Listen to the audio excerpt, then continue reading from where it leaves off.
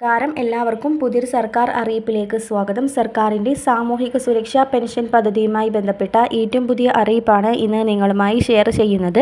എല്ലാവരും സ്കിപ്പ് ചെയ്യാതെ തന്നെ വീഡിയോ കാണുക. വീഡിയോയിലേക്ക് പോകും മുമ്പ് എല്ലാവരും ചാനൽ മറക്കാതെ സബ്സ്ക്രൈബ് ചെയ്യുക. സാമൂഹിക സുരക്ഷാ ക്ഷേമനിധി പെൻഷൻ ഗുണഭോക്താക്കൾക്ക് ഒരു ഗഡു പെൻഷൻ കൂടി സംസ്ഥാന സർക്കാർ അനുവദിച്ചു. ഇതിനായി 812 കോടി അനുവദിച്ചതായി ധനകാര്യമന്ത്രി KN ബാലഗോപാൽ അറിയിച്ചു. 62 ലക്ഷത്തോളം പേർക്കാണ് 1600 രൂപ വീതം ലഭിക്കുക. അടുത്ത ആഴ്ച മുതൽ തന്നെ വിതരണം ആരംഭിക്കുമെന്നാണ് അറിയാൻ കഴിഞ്ഞത്. അടുത്ത ആഴ്ചയിൽ ഗുണഭോക്താക്കൾക്ക് പെൻഷൻ ലഭിച്ചു തുടങ്ങും. 26.62 ലക്ഷം പേരുടെ ബാങ്ക് അക്കൗണ്ടുകളിൽ തുക എത്തും. മറ്റുള്ളവർക്ക് സഹകരണ സംഘം ഉദ്യോഗസ്ഥർ വഴി വീടുകളിലെത്തി പെൻഷൻ തുക കൈമാറും. മസ്റ്ററിംഗ് ചെയ്ത എല്ലാ ആളുകൾക്കും തുക എത്തിച്ചേരുന്നതാണ്. ജനുവരി മാസത്തിൽ നമുക്ക് 3200 രൂപയായിരുന്നു ലഭിച്ചിരുന്നത്.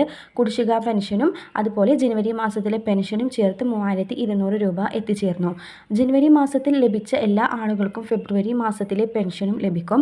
അതുപോലെ തന്നെ സർക്കാരിൻ്റെ കർശന അന്വേഷണം നടന്നുകൊണ്ടിരിക്കുകയാണ്. ഭൗതിക സാഹചര്യങ്ങളുടെ പരിശോധന അതിൽ ഇപ്പോൾ ചില ആളുകളൊക്കെ പെൻഷൻ പട്ടികയിൽ നിന്ന് പുറന്തള്ളപ്പെട്ടിട്ടുണ്ട്.